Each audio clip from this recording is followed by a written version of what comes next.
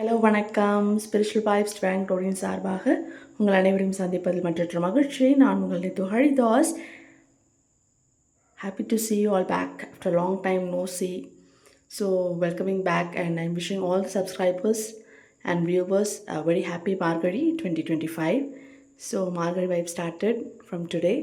So day 1 that falls on 16/12/2025, which falls on Tuesday. So Margazhi day 1 Thiruppavai பார்க்கலாம்.